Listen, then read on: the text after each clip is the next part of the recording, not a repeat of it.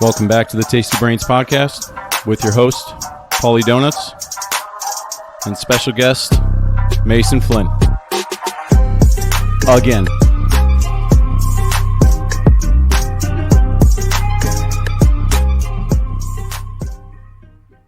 Round two. Again. Hopefully. Oh, shit. You sound good now.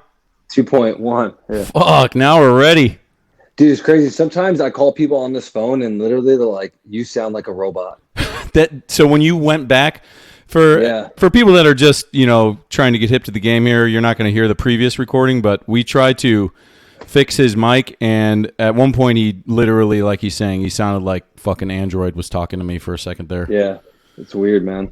You guys missed, the whole milk conversation. Mason is still drinking whole milk, and man, all I hear is motherfuckers. They're like, "Yeah, don't drink the milk." I mean, we don't have any real milk in the house. Is it because like current milk is bad, like the stock's bad, or is it milk was always bad? I think they're just like about inflammation. They're more on the whole. It's gonna fuck you up and make your bones hurt and all that shit. I guess I should try drinking milk again or adding it to like shakes. All I've been doing is drinking almond milk and shit like that. Yeah, almond juice. Yeah, almond juice basically. Almond juice and man, what's the other shit? Oat milk. Lewis CK or Lewis Black was like, "There's no such thing as almond milk because there's no almond titty." Well, again, happy birthday, happy New Year, all that business. Thanks, man. I guess the biggest thing about New Year's is, before we get really into the meat and taters of this podcast, all the wonderful challenges and what's my resolution and all this. New Year, new me. New Year, new me, my favorite hashtag. Yeah, I like the positivity behind it, but fuck, it's like... It's a weird, like I do it myself. Every time January 1st rolls around, I'm like, okay, I'm going to, really kick it into high gear. I'm going to ramp it up now. Well, that's only because you just spent the last month, being gluttonous because of Christmas. Exactly. And I watch some podcasts. It'll be, like CrossFit podcasts or YouTubes and stuff. And they're like, yeah, how to get through the holiday period. And I'm like, yeah, I don't know how the fuck you're going to get through that period. What are you going to tell everybody? Unless you're, I guess, high-level athlete, LeBron James or one of these people that's like, yeah, I'm going to be that's better. I fixed my camera.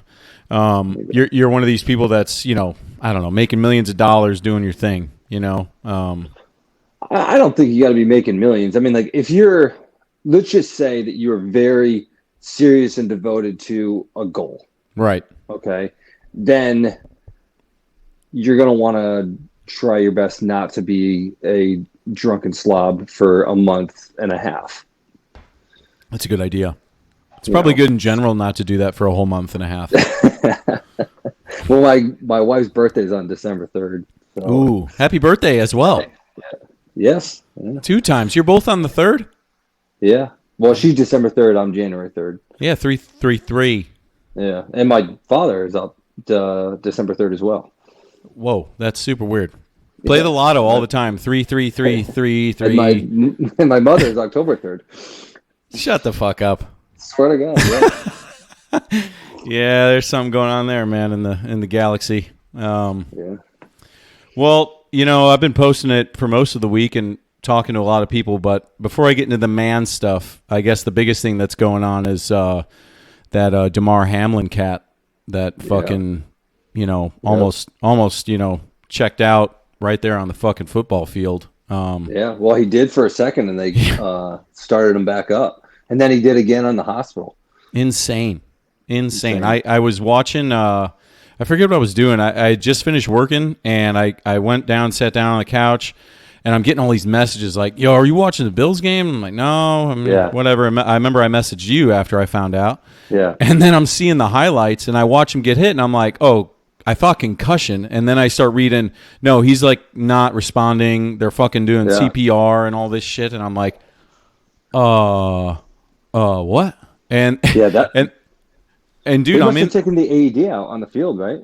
Oh yeah, the AED. They were doing they weren't doing and 1 and 2 and 3. They were like, change out, next person, kind of thing. Yeah. And I'm reading. People are now sending me like screenshots of tweets from people, and like one of them's some douche. I don't even want to give him the time of day with his name. His bio fucking read. He had like 2,000 followers, which really doesn't matter. But he worked for the NFL or Fox News or Fox Sports or whatever. And he's like, "Well, I don't understand the big deal. They just need to go play." Meanwhile, I'm like looking at videos of players. Obviously shook. I would have been like, "Holy fuck!" Like I never would have. How do they not have a rule for this? Like it should be like the 122nd NFL bylaw. If for whatever reason, if a game cannot be rescheduled and it is stopped, then one of the most points wins, or the one of the most points after an even number of drives, or whatever. Like, yeah, there's definitely I bet you they are going to do it now. They're probably going to be like, yeah, we probably got to have some shit together here just in case. Like, is this the first time in NFL history that a game has been canceled outright? I don't know about that. I know this is one of the first times, and I could be wrong, but this is what I read today. I can't remember where I saw it at. Not a tweet from some random fuck, but a news thing. And it was like, this was the first time, and it doesn't happen in football very often. It happens in like hockey. By often, I mean it's still a one in a fucking chameleon amount for this to happen. And so when it happens in football, it's like, holy shit, and might as well stop the fucking game. Like, it's not, I got it. It's football. I got it. They're making a lot of money. I got it. They make all these sacrifices, blah, blah, blah. It's the game. But dude, it's not Joe Theismann getting his leg ripped off by Lawrence Taylor. Even that's a little like, whoa. But you expect that to happen. It's not NASCAR where they just keep racing after somebody else. That's true too. Man. No, you're right. The game obviously should have been stopped. And then the big thing that's been going on is Skip. Skip Bayless is obviously. Yeah, I mean, what do you think about his initial tweet? I think people are severely overreacting to it because it reads funny, because like it reads as if his first concern is the game in the postseason, but then at the end he goes, "But obviously none of that matters now." Right. Yeah, so, he should have wrote that in like extra big letters. Yeah. And if he had reworded it to "None of this matters now," but this seriously, what are they going to do about it? Yeah. I don't think that it was I think people are overreacting, but I also think that he could have written it better. Yeah, for sure. That's the problem with fucking Twitter, man. Especially if you're famous, I'd be like, "Hey, and I wouldn't go to my wife. I wouldn't be like, "Hey, babe, read my tweet." I'd be like, "Hey, Fox president, I'm about to tweet on something that's like pretty fucking crazy out there. I would like to send this tweet. Is it cool?" Even, I know that sounds kind of weird, but I mean, dude, you got a lot of people that are about to fire off on your ass. And I was watching today, and fucking Shannon, tried to lit his ass up a little bit, like as tiny as Shannon could. They always do, though. No, this time it was Shannon was doing was that First Take? Yeah, he wasn't on the show the day after it happened, and everyone was speculating like, "Oh, he's pissed at Skip. He's not coming on the fucking show." Blah blah blah, and then he comes on this morning, and he's trying to give, he gets the first, dialogue moment to speak his deal, and he's talking about Hamlin, and all of a sudden, like he's two sentences into this, like, I can't believe what happened. Of course they should have stopped. And he's like, gets right there. Oh, and he goes, Skip, I think you should have taken down, that tweet. And he's about to keep going, and Skip just like cuts him off, and he's like, "I'm not going to take it down, blah, blah, blah. I believe in what I said, this and that." And Shan's like, "You can't even let me fucking finish my monologue here?" Like, and it was visibly awkward, on a show like that, because it's live, I think, right? Yeah, but they always get into each other. Yeah, but this, you could tell, like, it looked like Shannon was about to go back into old Broncos days and be like, hey, man, Ravens days, you know? Nice to meet you, sir. Yeah. He's like, you know, I still bench press 500 pounds. This is what a statue feels like when it hits you in the head. Yeah. The statue is my hand. But, yeah. And then people were like, we text back and forth about it too. They were, you know, it's like at that fucking moment, they're like, instead of worrying, you know, like, damn, this poor guy, fucking mom's there, all that. It immediately goes, it's like branches off in these spider webs of, oh, it's definitely not, it's definitely the vaccine, or it's T. Higgins' helmet. It's T. Higgins' fault because he fucking tackled the guy. It's not like he was like, dude, man, I can't wait to hit this guy, stop his heart. This is my moment, you know? The fucking Bart Scott guy that on ESPN, he's like, yeah, T. Higgins should apologize. Or he said some dumb shit, and I'm like, what is wrong with you, bro? He's playing football. And Bart Scott, I'm pretty sure, played football as well. So, yeah. But literally said that. Who's the guy that got hurt? Damar Hamlin. He hit him. Damar was the defensive player. No. Yes, correct. Something like that. I didn't watch it live. I'm going to share you the let's find this fucking Jackie over here. I'm going to find this little video of Dum Dum. Oh, I can't find it right now. Whatever. But yeah, that's all right. Everyone cuts their grass. So yeah, man, it's too bad for that guy. I heard he's like 50% only on oxygen now. He's still under. Oh, okay. He's still in a medical-induced coma. Bro, it also makes me think of how fast it could just, you know, the lights could go out. You know. Yeah. I mean, like, that must have felt crazy for that dude. You know, he got up and his heart just stopped beating, and I wonder, like, I'm sure he had moments of consciousness before it all went black. Oh yeah, or some sort of like, whoa, what the fuck's going on? You know? Yeah. Because he got up and looked relatively normal, and then he looked like he had a concussion. I was like, oh, he's, you know, when I saw the initial thing, and dude, that would be some. I don't even know. It would take a lot for me to be like, yeah, let's go play football. I mean, I guess I say that, and he hasn't been playing that long, huh? No. Years? Yeah, and super, you know, young guy, healthy, happy, you know, not one of these like fucking shitheads. You know, it's just out there trying to make a buck. Obviously, he's making a living, but he like looks like he enjoys the fans, you know, having his family there and everything. And I wonder if they're gonna find some kind of hole in his heart or something crazy like that, you know? Yeah, and then like some other people were like, oh, he's on drugs. Maybe he was on cocaine. I'm like, what are you talking about? Like, I got it. You can speculate all you want and be like, yeah, maybe it was the vaccine, or maybe it was some other asshole was like, oh, if you believe it's the vaccine, if you're speculating that it's a vaccine, then you can go, you know, fuck off, basically. And I'm like, well, you can speculate whatever it is. That's okay. You know, you can don't tell people to just go fuck themselves because they have an opinion. Part of, you know, maybe being a man. You know, I wonder how. Yeah, right. I wonder how. Listen. I wonder how in depth the physical is to get in the NFL. You know, I mean, probably ain't like the Navy. I mean, do you think they do an EKG? I would imagine so. Yeah, I guess if I think about them as like a commodity, you know, as shitty as that sounds, if you're paying these players a lot of money, I'm sure they're doing due diligence on them. But you know, an ultrasound on their heart, like, you know, how deep in the weeds do they go? Yeah, I don't know. I don't know. I'm going to reach out to some NFL players that I know, and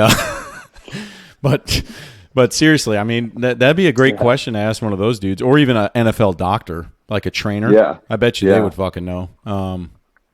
Or, I mean, you know, Pat McAfee knows. Yeah, dude, there's so many conditions that you wouldn't know about unless you looked. Oh yeah, for sure. I mean, I remember dudes that were going through in the Navy. Like, you'd get there and be like, "Yeah, nothing's wrong with me. I'm good," and they would be 100% honest. And then they would do something. They go, "You have a heart murmur," and they go, "What? Yeah, are you talking about?" This kid, I don't know if we talked about it in the last one. He just got diabetes. Whoa. Yep. Someone I know? No, I'm running with him. I'm running with him. He hasn't been in the Navy for long, and he's just like, he said, Chief, everything's starting to go black. I'm like, all right, well, let's take a seat, get him in the shade. We got him stable. He was fine. Anyway, goes to medical. You got diabetes. Holy fuck. Yeah. It's like, what? Damn. Yeah. Now, is that disqualifying? Yeah, he won't do our job as far as in the Navy. We'll see. But stuff like that happens a lot, man. It's weird, but it's different because for the people I'm seeing in particular are people that are young and mostly have not been under adversity. Like they're like physically haven't been under a lot of adversity. Yeah. And then they come here and they start training and they're going hard and their body's like, what the hell is going on?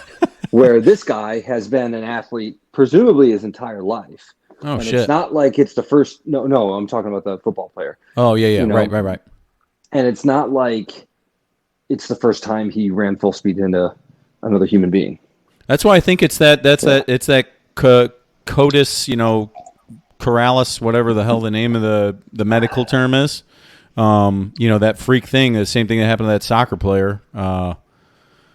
Yeah, just shitty, man. It's and it would suck if the poor. I hope he pulls through and everything. He comes back normal. And he's fucking rocking a Bills jersey, and he's like, "Fuck it, like let's go." I got a second opportunity. It makes me think of, you're still in the Nav, and plenty of dudes out there have lost friends. We've lost a friend, a mutual friend, and I don't know, man. We always people complain about a bunch of shit, the third world problems and all that. It'll be like, Wi-Fi sucks. I fucking can't get my headphones to work. This coffee sucks. Food blows. Mic sucks. Yeah, but that's all really some baby ass shit when you think about, hey man, you could literally go outside, get hit by a car and die, and you shouldn't be walking around terrified, but even I guess talking about myself here, being in a helicopter crash, probably changed my trajectory of life more than any other shitty decisions I could have made when I was younger, and I wouldn't take it. You want to get into that? Yeah, we can get into that before we start being men on this podcast. Before we just start talking shit about everybody. Yeah. I warned motherfuckers. I was like, I'm not going to let up. So what about just some, why don't we do a little meet the audience here, or audience meets the donuts here. So audience meets the donuts. Chicagoan by birth, Miamian by adolescent. Yeah, that's what this chain's on for. Yeah. Bling, bling, baby. So when you grew up, you were born in Chicago? Born in Chicago. Parents owned some restaurants there. Shout out to Carson's Ribs. Go eat their ribs. And worked there as a kid. My mom started there as a waitress. They opened one on Harlem Avenue, and that's where she ended up working. We ended up integrating with their family. They took us in. I used to spend a lot of time on the weekends after my parents got divorced, blah, blah, blah. Moved in with them. Then we ended up living with them, and then they opened a restaurant in Florida. And then once they opened that restaurant in Florida, that's how I ended up in Boca Raton, Florida. So how old were you when you went to Boca? I was 12. Oh, I want to say. Okay. So I was older, so middle school, high school in Florida? Yeah. I went to middle school, junior high, high school, all that. Middle school was junior high, I think. Dumbass.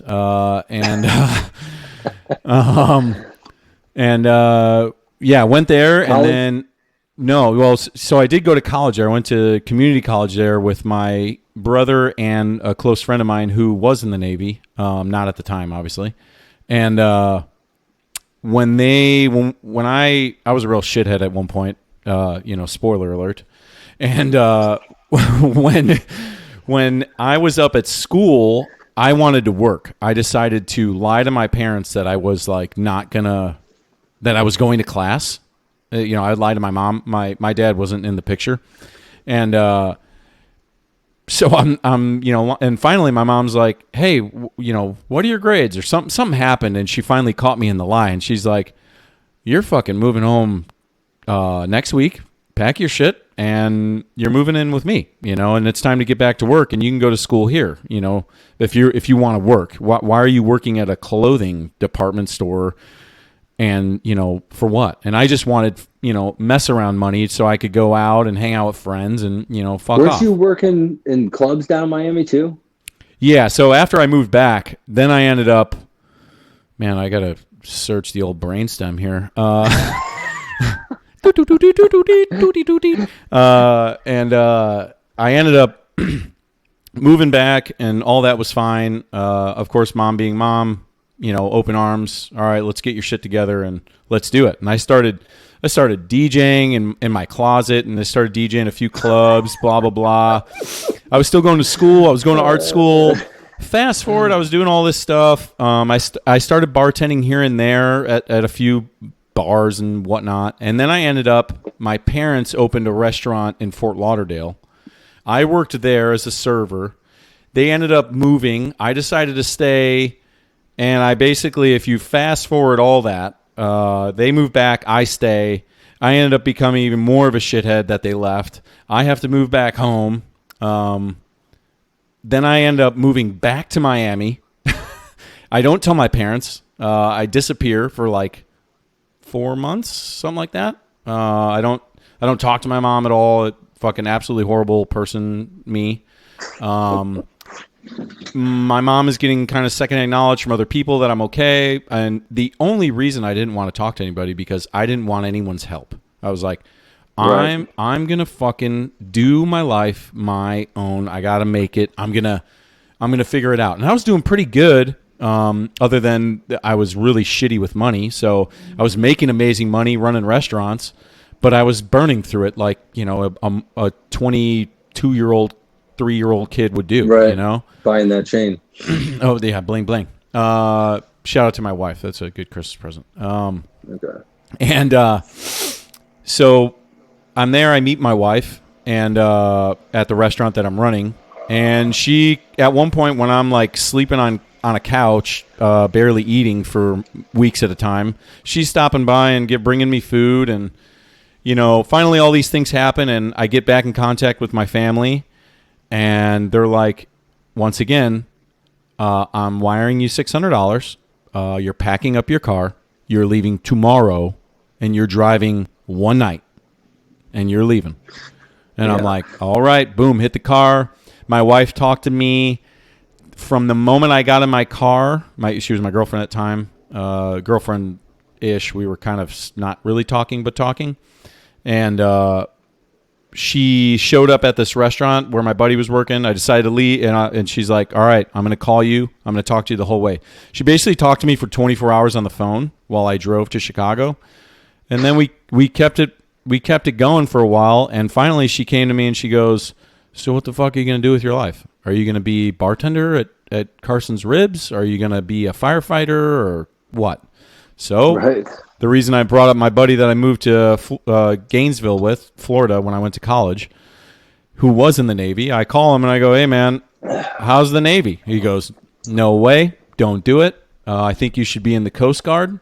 At least you'll be home. You don't got to leave, all this. And I'm like, oh, all right. So I walk into the fucking detailer place, whatever it is, the recruiting station, and guy goes, hey, man, you want to be a SEAL? And I'm like, no, I want to be on an aircraft carrier. And he goes, no, you don't. And I'm like, well, what's a SEAL? And he's like, explains to me, he goes, all right, well, go to this pool and go swim, blah, blah, blah. And then I go to the pool. I'm 250 pounds.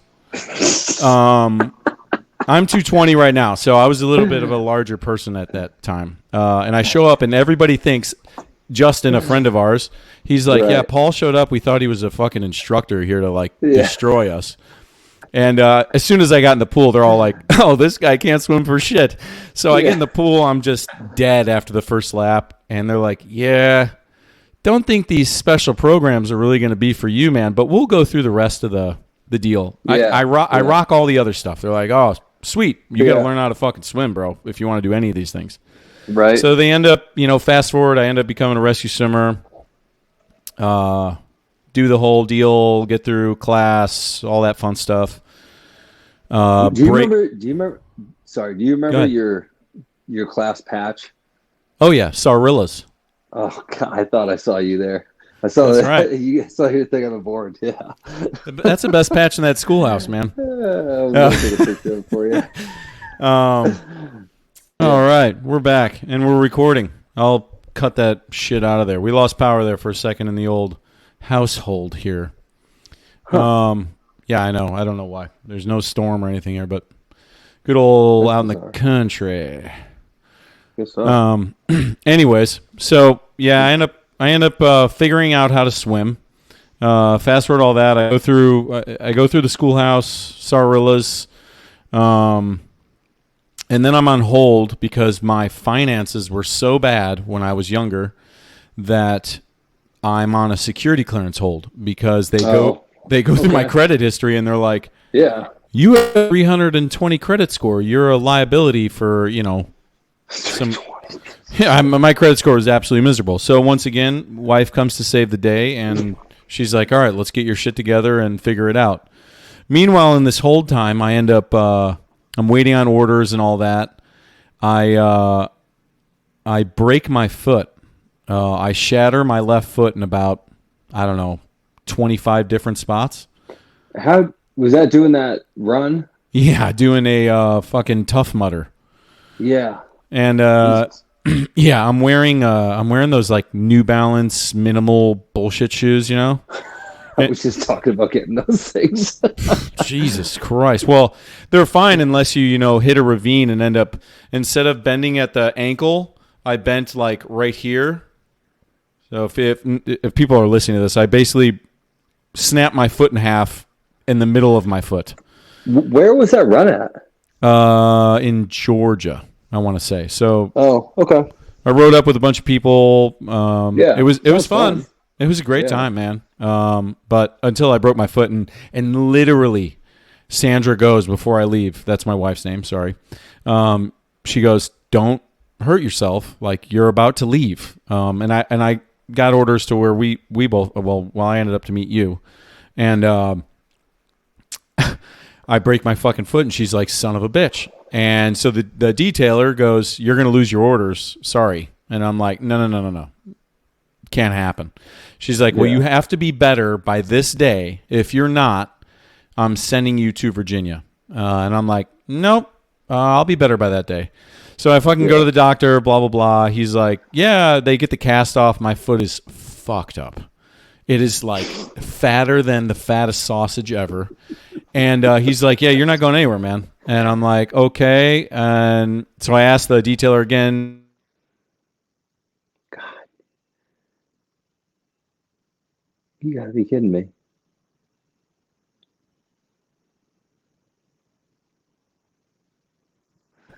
No way. I thought we lost power again. I was about to be pissed. Yeah. I thought so too. And she goes, "But this is it. This is the absolute it. And then you are going to wherever I need you to go. You're not even going to go to the other nice place." And I'm like, you're going to go in the Marine Corps. Fuck. I mean, so I'm sweating bullets here, and I'm doing everything under the sun to get my foot better. You name it, I was doing it. And I go to the doctor, and he's like, "All right, hop on one foot." And I hop on the good foot, and he's like, laughs at me. He's like, "Yeah, the bad foot, dumbass." And I'm like, okay. So he can tell I'm wincing in pain while I'm, jumping on this foot. And he goes, "All right, man, I'm going to sign off on you going, but you need to promise me you need another 2 months before you can even run. Don't even think about swimming with a fin on or anything. Like, don't do it." And I'm like, "Okay." So anyways, fast forward. That's good. Everything happens, but put all the ownership on the third class instead of the Navy for a year. Yeah. You gotta promise me. It's probably because I was old. I was fucking older. I mean, I was 29. Old man, Navy by the Navy. And how junior you were, very.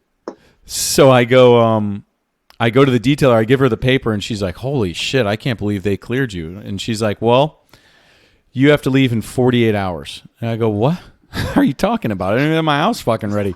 She goes, yeah, but that's when your orders start. Like, you need to show up no later than this day at your squadron, and bam, bam. So I call the wife. I'm like, babe, I got to leave in 48 hours, but you got to pack the house and move everything here, including my car and your car, to San Diego. She's like, all right, let's fucking do it. So I hop on a plane. She ends up showing up 3 days later with a fucking 20-foot U-Haul or 50-foot U-Haul packed full of shit with my good old Chrysler 300 on the back. And yeah, she drove it all the way here in like 3 fucking days, which is just insane. Oh my God. Did she have a vehicle? Yeah, but she ended up, how did we get that? I don't know. I don't remember how that car got here. Somehow, some way. Yeah, I don't remember. So anyways, finally make it through everything, get to our squadron where I meet, you, Oaf, and yeah, then everything's going good. Flying's fun. I'm zero fear, as I think most people are, until they get the shit scared out of them a couple times, and they like have a few little more like, okay, I'll be a little less, risk. Won't, bombing down mountains and all that thing seems fun in the beginning. Then you're like, I think that that didn't sound good. Ignorance is bliss, Yeah. So yeah, and then I'm already been at the squadron for a while. I've already deployed. Deployed? I think so. You probably just did like Africa or something. Yeah. No, you weren't. No, you didn't deploy because that was. I didn't deploy. That was like our. I think second wave that went out there. Mm-hmm. When that happened, because I was deployed when it happened. Oh no! I deployed, and then came back, and then I was in my TAC 3 syllabus. That's what happened. No way, dude. No way. Yeah, because it happened in 2015, and I had already been in the Navy for 4 years. You sure it wasn't 2014? I think it was 15. I remember what happened. I don't like to remember the day it happened. I think it was 14. Yeah. And yeah. And yeah, man, it was like a normal. Me and Mason fly in helicopters. Mason's an instructor right now, teaching kids like me that we're going through. Sarillas, dog, and basically the night before that, my crash, I flew the exact same flight, same amount of people, different pilots, and there's a small area, a little cavernous area, and we did this low-level flying thing, and totally fine. Just boom, boom, boom, went through. Everybody does it. It's a normal thing. Super dark out, dark as fuck. And next night, I mean, I'm not complacent. I'm just like, oh, okay, nice. It should be an easy flight, pretty normal. Even on the easiest ones, you're still like, you're fucking paying attention. You're not like, all right, I'm taking a nap. Well, you should be. You should be, yeah. And so, yeah, we go out there, and everything's good. I remember thinking to myself, man, it's fucking dark, like super dark. We had 2 seats in the back. The 2 gunners were sitting in their chair, sitting on the coolers or whatever, cans. And I'm sitting on the left side and other guys sitting on the right. And I remember looking out, and I had my goggles on, MBGs on. And I look up, and I'm like looking at the blades. And I'm like, oh, we got tons of fucking room over here. Great. And I remember even saying that. I remember even going something like, yeah, plenty of room over here. And then all of a sudden I just hear, tight right, so fast in like unison, tight right, tight right, tight right. And that's something you say when you're too close to something on whatever side you're on, for people that don't know. And wham, it was like I can't even explain to people. I have a fucking helmet on, and the helmets block out a good amount of noise. And it was so fucking loud. I can't describe it to people. It's like, I always say, like, if you had 5 Hayabusas next to your ear and had them just rev as loud as they could, that's what it sounded like. But it sounded like one of those things you hear in a movie, like when it just, like builds up like really fast. Yeah. And I didn't know we did this until someone, after they do the investigation, all that shit. We did like a 180 in the cavern. People told me that you could see the blade, marks on the wall. No, you could, because we flew out there months later and we saw them on there.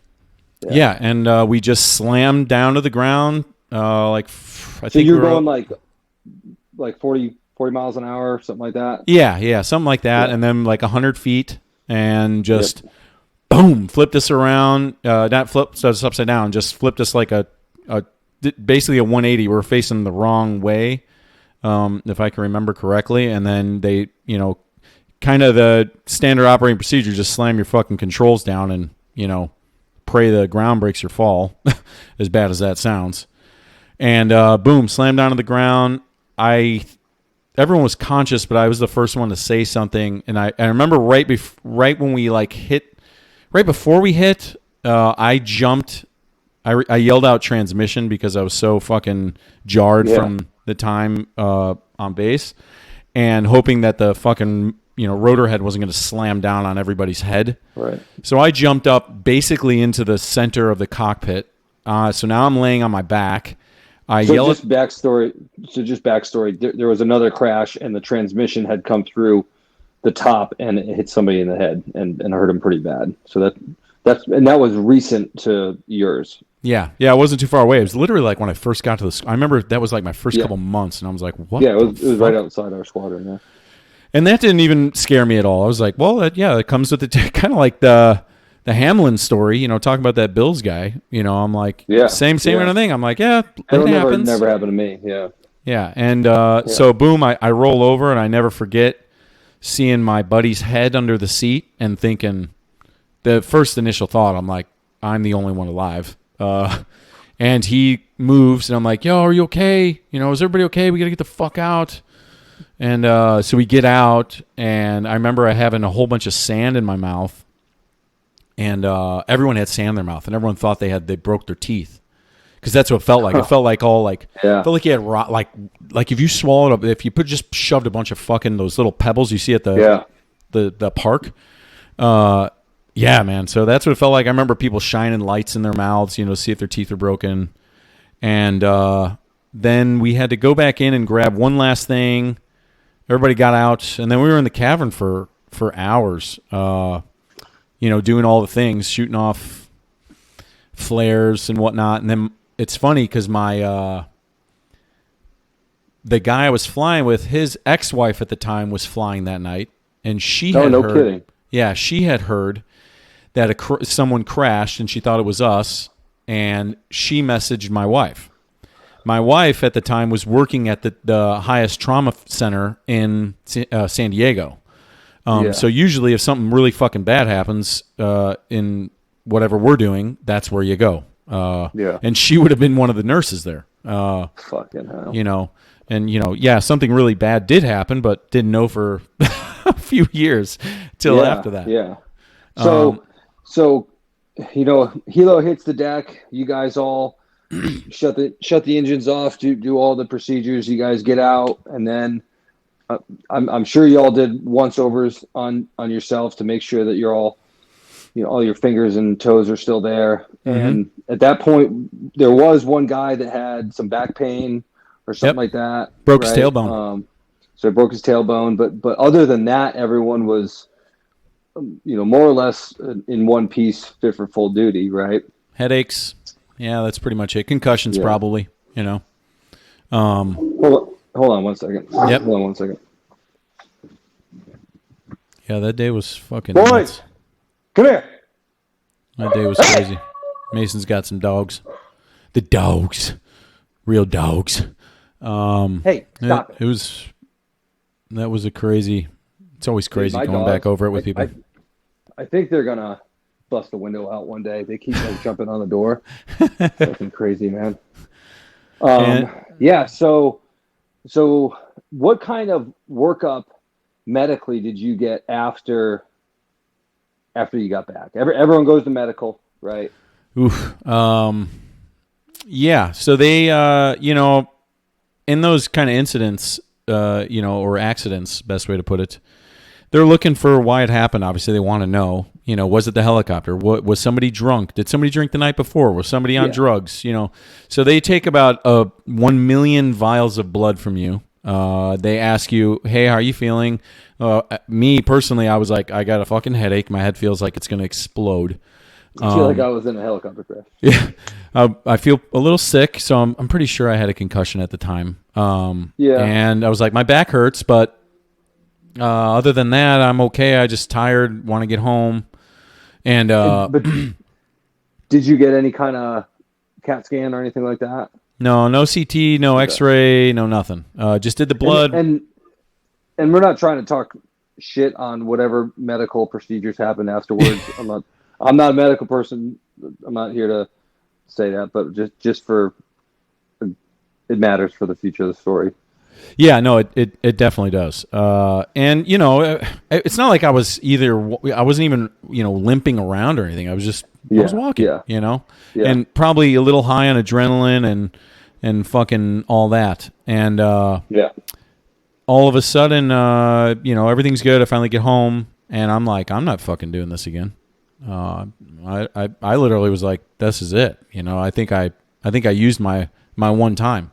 That was the initial night. That night when I got home and I finally sat down in bed with my wife, I was like, that's it. And so time goes on. I ended up going through all the, the loops and everything after the investigation. They're like, you're going to fly again? I'm like, yeah, let's give it a try. So I, boom, go start flying again. And this is probably 6 months later. Yeah, at least 6 months. Yeah. During that 6 months time, this will probably help with the other part of the story. I got appendicitis. So they took my appendix out. So they had to do a CT of my abdomen, right? Which can show other things in your body.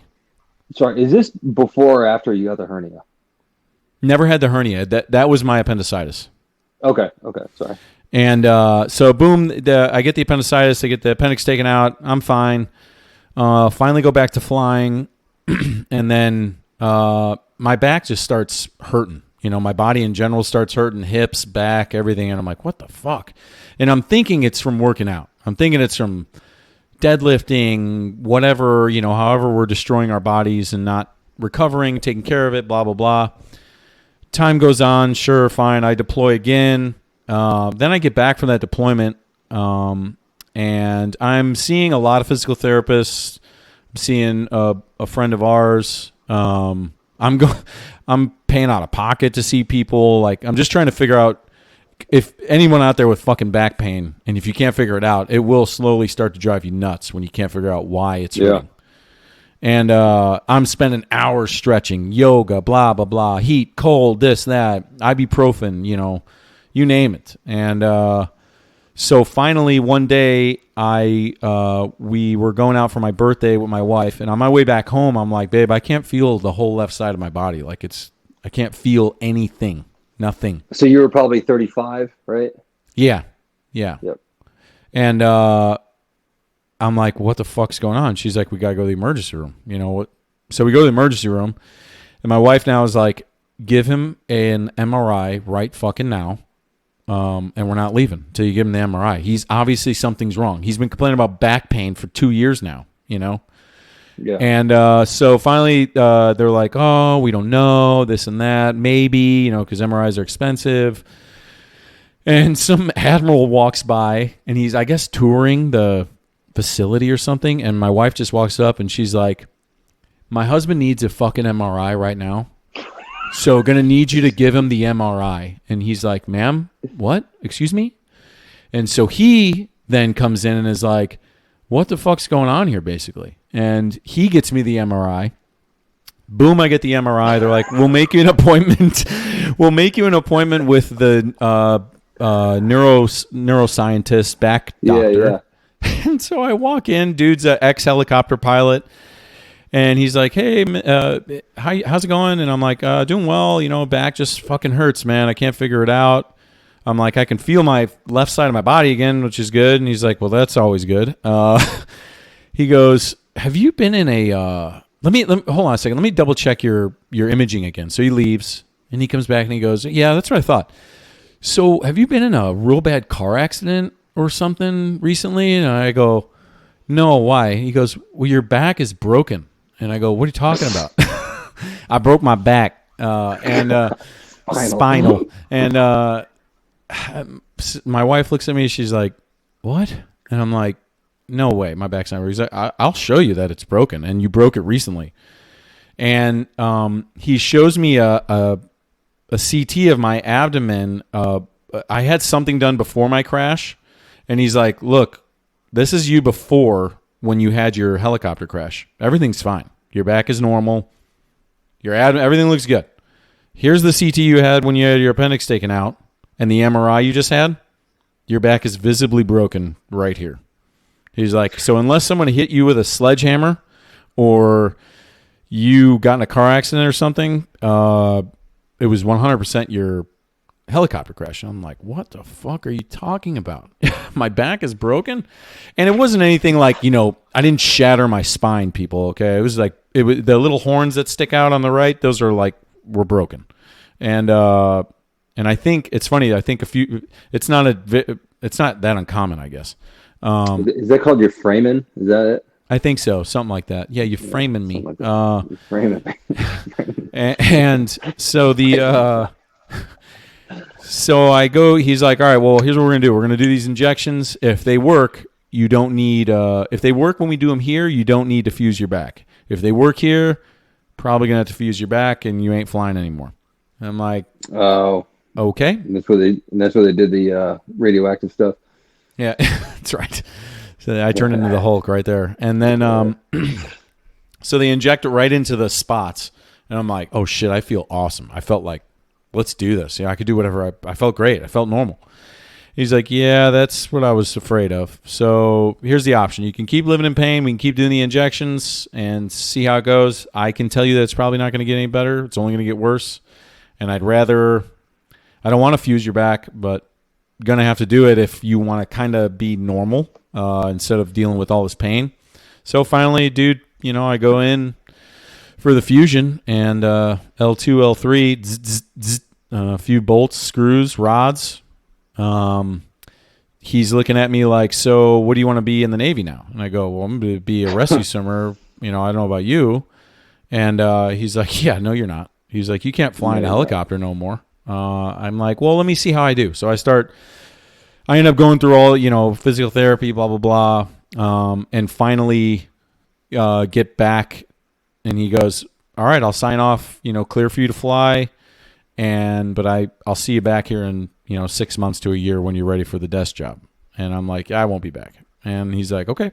And I go, I deploy again. And then my back starts acting back up again.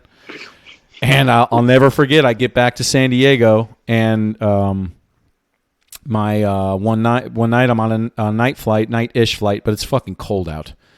And I'm so fucking cold when I get off the flight, I can't stop shaking. Can't stop no matter what I'm doing.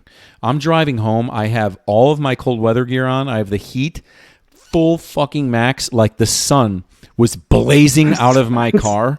And I was still shivering like I had ice cubes up my ass. And I finally get home. I'm shaking. Sandra's like, what's going on? I'm like, I don't know. I cannot stop shaking. I'm so cold. Go to the MRI. I go to the ER again. They're like, we don't know what the hell's going on with you.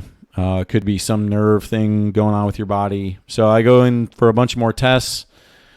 And finally now I'm just, I'm at the ER and the doctor more than I am at work.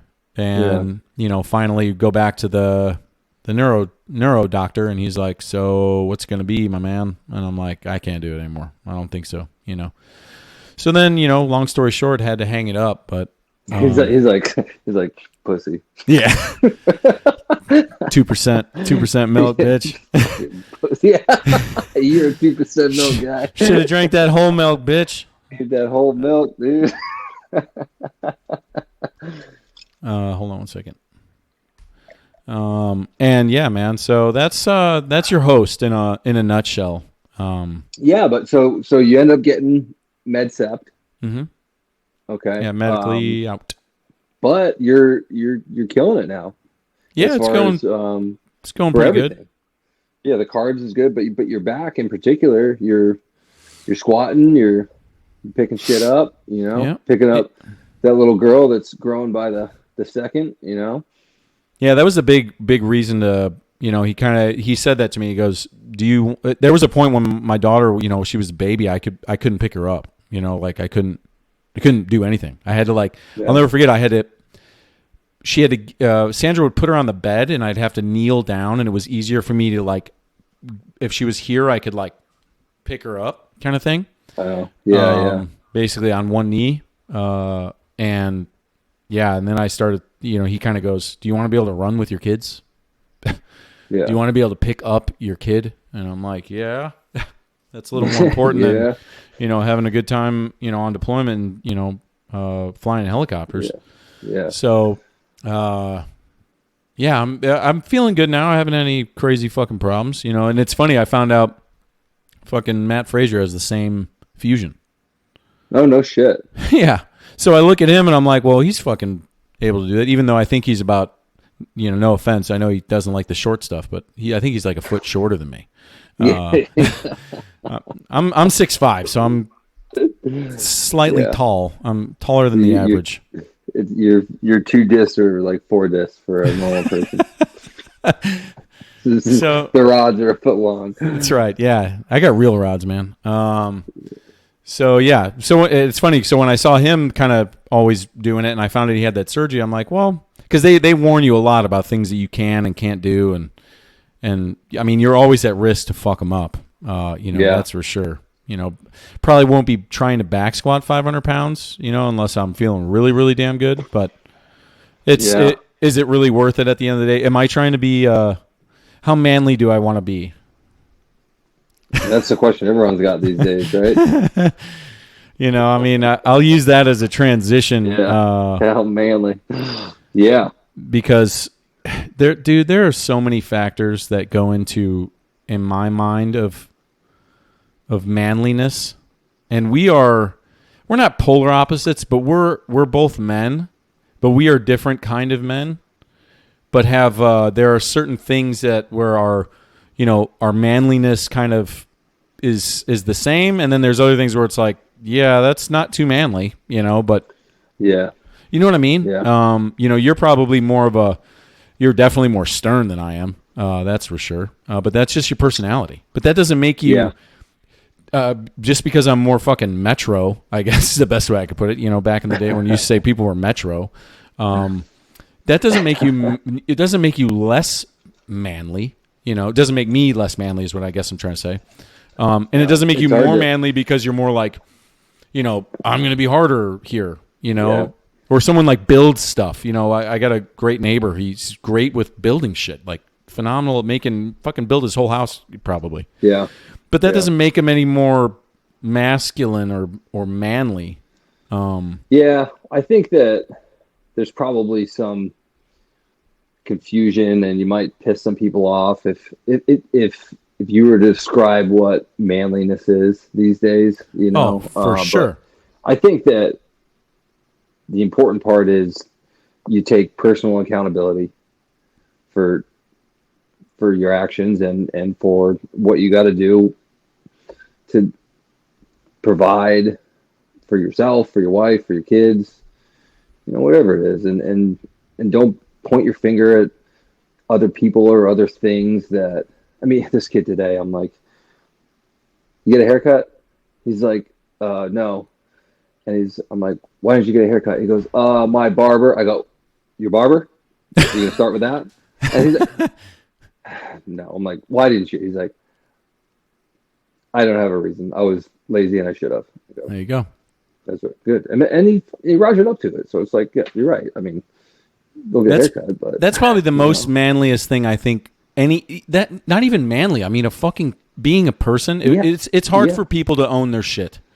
Yes, be an adult. And sometimes for men, their ego gets super, in there, and nowadays it's like, oh, toxic masculinity, blah blah blah, this and that, and it's like, you know what?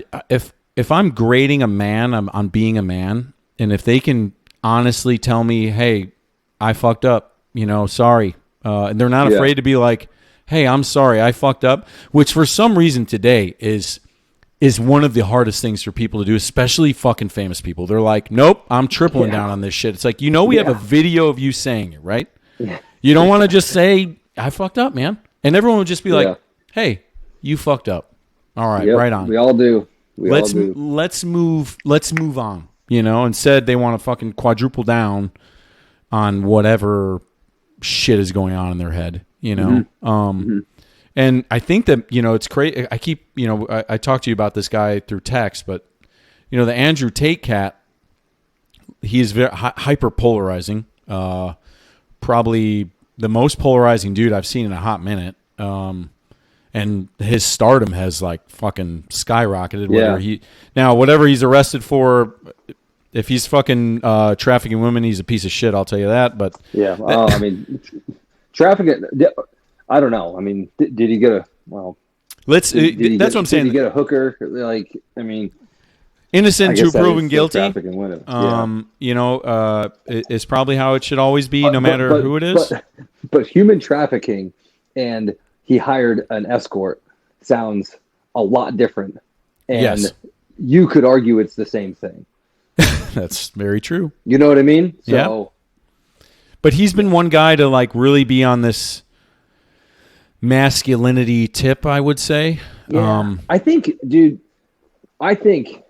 I haven't watched a whole bunch of his stuff, right? Mm-hmm. But like you brought up earlier, the whole like toxic masculinity thing and all this stuff, like there is a large percentage of men these days that feel, or if you want to call them men, males these days that feel jaded by modern society, right? And they're just like looking for this like champion that could be like, I want to be super manly, right? Because everyone's saying, oh, toxic masculinity, that's bad.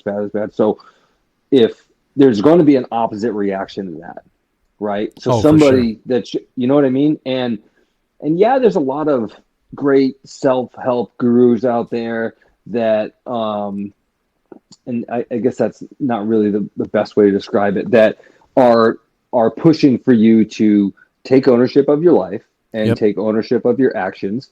And these are the rules for life, or the way to do it, and it doesn't mean more professional about it. Yeah. And it doesn't mean you gotta, fucking belittle women and, any of this, like well, that's the thing. Sorry to cut you off, but I think that's, I was sitting here pointing chapstick at you. I think that Tate, he's a former kickboxer, right? He might even still kickbox, right? Yeah. So it's almost like he has adopted or made a caricature of that. Mm-hmm. And I don't even know if it's 100% genuine. Yeah. But what it does do 100% is make him a lot of fucking money. So if he has created this hyper masculine character that like all these, I would say maybe misguided men or males are sitting back and being like, see, you should be able to do that. You should be able to talk to women that way. And you should be able to see, it is cool for me to act like this. And it's like, it gives them this like rallying cry, almost like, how Liver King did the same thing. He like made up this character and dude, Colby Covington, the one of the MMA fighters, he made up this like MAGA type character just to make him money. Yep. And Tate it's almost like he's like a Dan Bilzerian type of. He does, yeah. He gives me Dan Bilzerian vibes. But he's a lot more vocal about it, and he's unapologetic. And then everything that is like chauvinistic, or one would describe as chauvinistic, that he says, he just doubles down on it. Yeah, triple down. He's like, yeah, that's right. I did say it, and this is why. Yeah. And a lot of people out there, a lot of men out there are like, I think they're just sick of saying that they're toxic and the way that they live and the way they feel are toxic, and he's fucking capitalizing off it big time. Whether or not he actually really believes 100% and is really that hardcore about, being a man or being, like, he's making a lot of money off it, Yeah, it's funny because I wonder, the people that are like really on in his camp, if they're really like listening to what he's saying, and I get the rallying cry, and I'm happy, I'm happy probably for some of them to be, some of the people that are just locked in their fucking house, just, stuck behind a computer all day, just online, tweet, tweet, tweet, beep, beep, beep, beep, beep, beep, doing this. They're like, oh wow, I just find it weird that there hasn't been. I know it's probably the pendulum also swinging back. He's like, Yes. it's like in Dark Knight. There's that scene where Alfred is talking to him about the Joker before it was the Joker, and he's like, yeah, but he's the antithesis of you. He came about because of you. I had a ruby the size of a tangerine. Yeah. Exactly. He's sitting there, and people, on the other side are probably all fucking pissed off because they're like, oh, how do we stop this guy? Blah, blah, blah. And meanwhile, there just needs, I think if people just don't use their bandwidth anymore for purposeful shit, really. They don't want to, there's plenty of men out there that are doing great things and, open the door still for their wife or girlfriend. And they're okay with having one girlfriend. And you know what they do? They treat their friends good. They, when something's wrong and their friends are fucking up, they're the first ones to be like, you're fucking up, bro. And then when society says, or society, whatever, maybe there's people that lean to not support what you would consider, traditional gentleman behavior. Okay, like opening the door or like pull a chair getting or like getting paying for your girlfriend's or your date's dinner or stuff like that, right? And it's just like, well, okay, maybe you don't like that, but I still am going to treat my wife like that. Whenever I dated, I would try to be a gentleman like that. And like, just because somebody else doesn't prefer it doesn't mean that you have to like be mad at them because of it. All right. You don't want me to hold the door for you. All right, lady. Sure. Good for yourself. Let me grab a charger real quick. This is about to die. Yeah. Okay. Go ahead. Yeah. Well, he grabs the charger. Yeah. I often, while I have you alone, I can still hear you. I know you can. I often kind of sit there and think to myself, especially I get, down a rabbit hole of videos that they, kind of just throw at you the whole time. And it's never about like, I like the men that are, put in some sacrifice for people around them, treat people right. They're not always nice, but they are nice people. They're really good listeners. It's okay to listen. And if they disagree with somebody, it's not a fucking World War III problem out there. It's just like, yeah, man, you like the Knicks, I like the Bulls. In that I got it. You like Jordan, you like LeBron. Guess what? You guys can still be buds. Right. And Boston and Yankees, I don't know about that. And I'm not saying, there are so many factors in my mind, what becomes a man. I hate it that they put the fucking label on there. And that's what I was trying to get at, like how we are different dudes in many ways, but in the ways we have our same things. It doesn't make us any more manly or not. Like, I wouldn't just say because someone was in the military, be like, oh, you're a man. That doesn't make you a man. Yeah. I'm very thankful for your sacrifices and your willingness to serve our country. But just like in all jobs, people, there's plenty of shitheads out there. And you can't change that by your job, and I don't know. I've had good examples of men in my life, and because they always bring up the daddy issue thing, and I've had bad examples, and sometimes you need the bad examples to be like, all right, well, I'm not going to fucking do that. Don't do that. I'm also not going to wear my sunglasses inside because I look like a douche. I mean, no offense to the Andrew Tate, fanboys out there that are going to, chime in on this video. hopefully.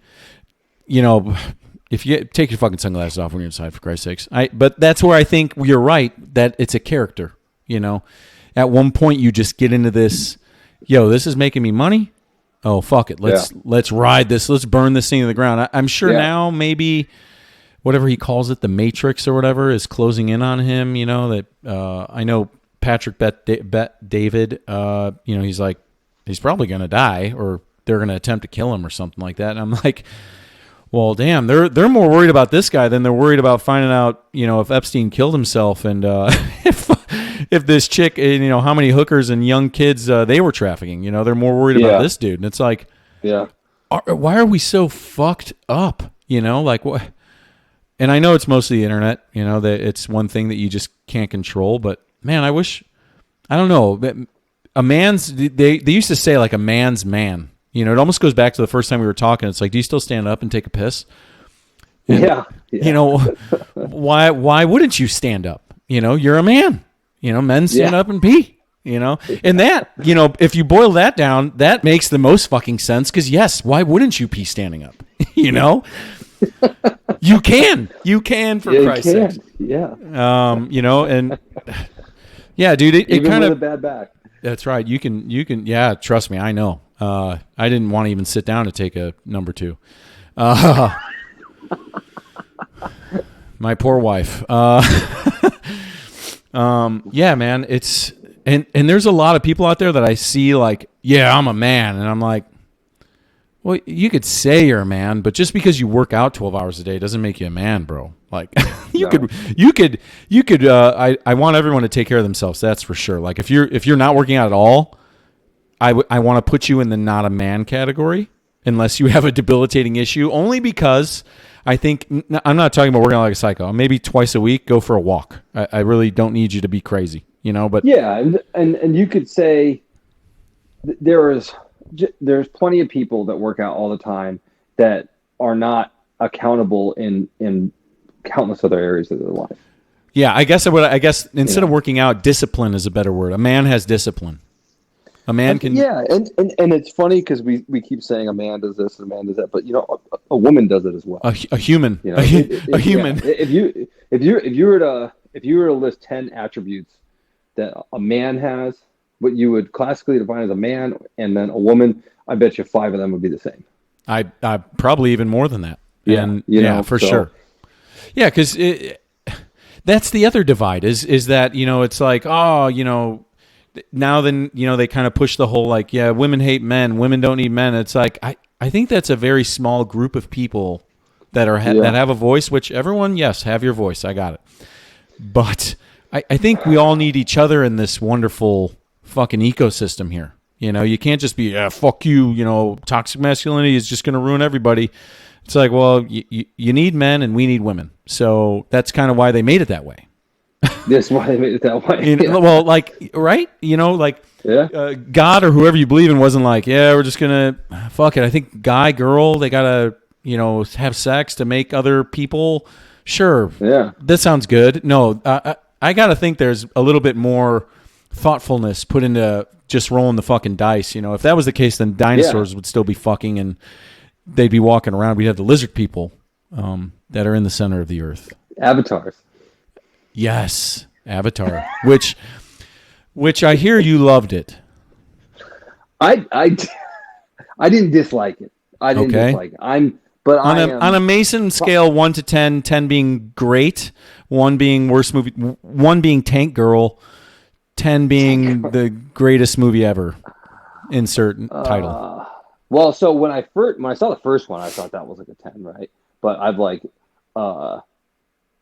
subsequently overanalyzed it, which I was doing a lot with this. But I mean, it got like a 7. I thought, it was 7. I would say like 7, high 7s, maybe an 8, maybe low 8. Fuck. Like, it was all right. But like visually, it was amazing. Nuts. Right? Yeah. The thing about the first one when I saw it was I knew nothing about it. I hadn't seen any previews for it. Right. I was just off a deployment. And my buddy's like, hey, you got to go see Avatar. I'm like, what is it? He's like, it's like Pocahontas had sex with Halo and they made a great movie. And I'm like, all right, cool. And he's like, oh, and it's in IMAX 3D. And I'm like, I don't even know what that is. So I'm sitting there in the theaters with the glasses on, Insane. and like in the little tree angel floaty things are like in front of you in IMAX, right? And I like look, and it was halfway through it, and I remember that I was actually in a movie. Oh, wow. And That's I cool. remember thinking that I was like, I don't want this to end. Like, this is absolutely incredible, Damn. Yeah, and that's probably the only time that I've ever experienced something like that in a movie theater, right? Yeah. I can say that I don't think I've ever experienced it. Yeah, but I also went into it like not knowing anything about it, not knowing anything about IMAX. So it was a once in a lifetime experience, right? Mm-hmm. And so going into the next one, right? I didn't get to do IMAX. I just did the Real D 3D, which was still cool, but you expect it to be awesome, right? Yeah. And then, looking back on the first one, there was a lot of like things in it. You're like, really? Like across the galaxy to grab this like Unobtainium. Yeah, this mustache twisting villain. But it's all about the money, For all the time spent on that movie, they couldn't have thought of a better name of the mineral. And it's like, so you're telling me, well, I'll just get into the next one, right? And so, Yeah. and this one was like, spoiler alert, people. Oh yeah, I'm gonna ruin the whole thing. And That's so fine. this one was like that, but just like on steroids, right? So, they get there. It's 10 years later. Jake's and everything. He's got a family with Nateri and everything. Yeah, Jake Sully. And then so they put the colonel. They're like they put his consciousness from when he was younger. That's like in a little bottle now into an avatar. Oh, nice. Right. And so now he's just an avatar, and they make like shock trooper avatars that are going to go over him. So they start this like guerrilla war against Jake Sully and everything, and you're like, and Jake's like, of course they like capture his kids right in the beginning of it because they just happen to be there, and so he's like, all right, well we got to leave now because if we don't, they're going to kill us and the family and everybody. Mm-hmm. You're like, so you just think if you leave, they're not going to do anything else with. Now it's a soft target that you're leaving. Right. You're the only warrior, And so they go over to like the water people, and the fishmen have like webbed hands. Stuff like that, right? And they're just like, making fun of their fish avatar. Is that what's going on? Yeah, well, yeah, but they don't breathe underwater or anything. They don't breathe underwater. Meanwhile, that there's like a jellyfish that they can wear to breathe underwater, but they just never choose to wear it. Except for like the convenient plot hole that they had to write themselves out of at the end of it, right? They did, and then they were drinking 2% milk. Once again, they're 2%ers. Yeah, that's 2%ers, all right. Yeah, 2%ers. And then so they start. So the colonel or whatever finds out where they are through like killing people or whatever, and they find and they go to get them. And now they're full blown water people, right? And one of his kids starts swimming with this whale. And the whale can like talk to him. And all I can think of is like Finding Nemo, where it's like, "Hello, whale." You don't speak whale, And apparently, so they start hunting the whale, right? Because the colonel commandeers Captain Ahab's ship that hunts the whales, right? But they don't explain to you why they're hunting these whales. And then they keep telling you how smart these whales are and how they're probably smarter than human beings, and they have music and culture and everything. But everybody's completely fine with just slaughtering these things, right? And finally, it gets to like the expository scene. And meanwhile, it's like Jaws, right? They shoot them with airbags, and the airbags come up, and then they harpoon them, and it blows them up, and they've got these like crab robots that like crawl all over them, and then like other robots that go under, and you're like, I feel like this entire operation could just be done from like a laser beam in space. We're gonna need a bigger boat. You know what I mean? With the amount of so it's like, so you're telling me that you've discovered light speed travel. You can go across the galaxy, put people in cryo. You can grow like blue people avatar hybrids you can put your consciousness inside of theirs, but you still need Captain Ahab over here to blow up the whale. That's right. You know, and then they finally like they extract this like liquid from their brains and like this is why we're here. This is what it's all about. You know, this is the unobtainium of this movie. And you're like, well, what does it do? Like, well, it stops human aging. And you're like, well, didn't you just do that though? Because you put his consciousness in the oh, this is different though. Don't look at that over there. He's fine. Yeah. You're like, okay, well, let's continue, you know. And then, you know, they continue through it and everything. And the whole movie, it seems like kind of like a filler one for the future when there's like a larger battle and everything. And then like the last battle at the end. You still I bet. Yeah, I'm here. Oh, okay. The last battle at the end. There they are. Like Jake convinces all the water after they see the dead whales. They're like, okay, yeah, we will go kill them because we really like the whales too.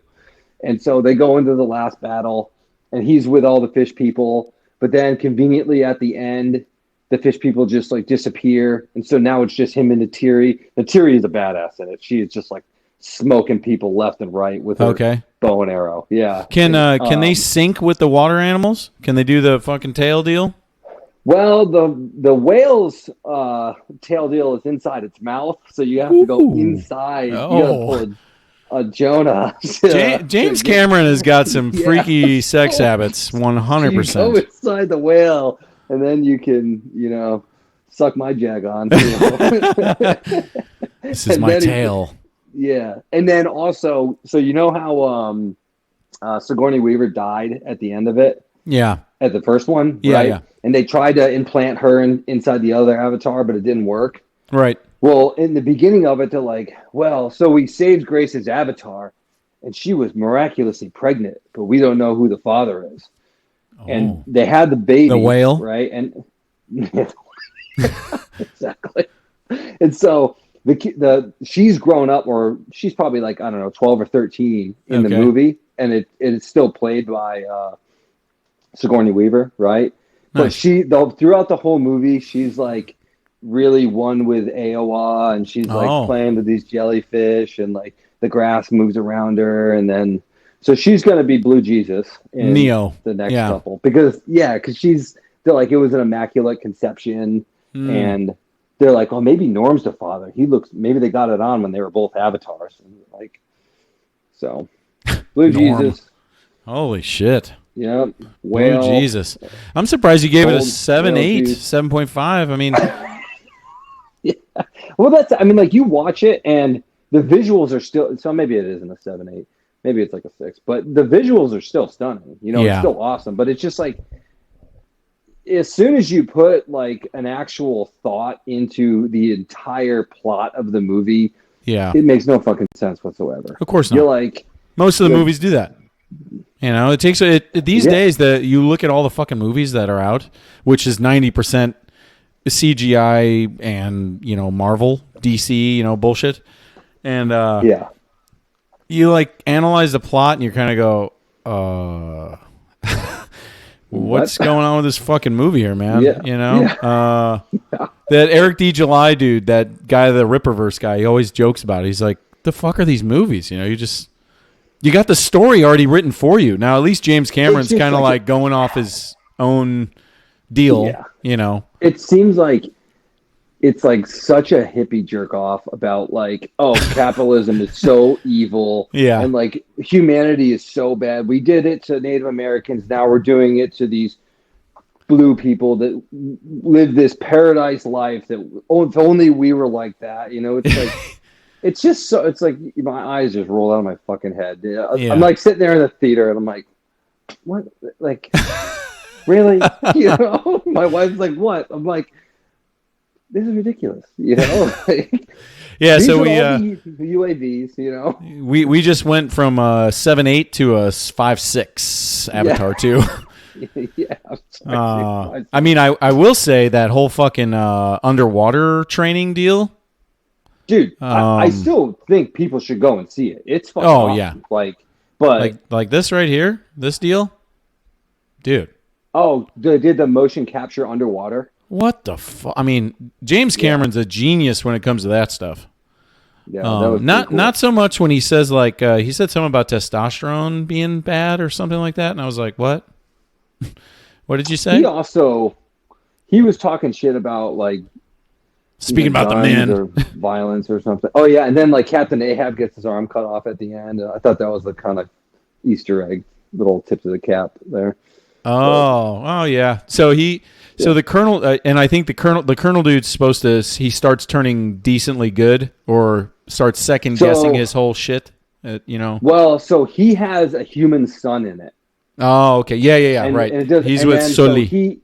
So he's gonna he's got Blue Jesus' gun to her head or a knife to her neck or whatever. It's over. And then Natiri's like, well, I'm gonna kill your little love child here, and he's like, all right, fine, I won't do it. And then he's like on the bottom, and apparently avatars can hold their breaths for hours, right? Naturally. Yeah, so he's like on the bottom of the ocean, and then his son like drags him up at the end. So yeah, maybe he will. Was there a post-credit scene? One with Aowa. I don't know if there was. I don't think so. Yeah, there wasn't in the other ones. It was just like somebody opening their eyes, becoming an avatar again. It's Sigourney Weaver again. And then Jake's just like, he's like, well, we're not running anymore. We're water people now, so we're gonna fight.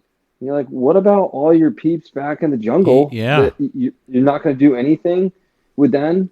Like, and then they live in the Hallelujah Mountains, right? And like, it scrambles their radar. It's like, bitch, you could blow up all these mountains like with a few missiles. Like, you just had a fucking spaceship land, and it created like a giant firestorm for miles around.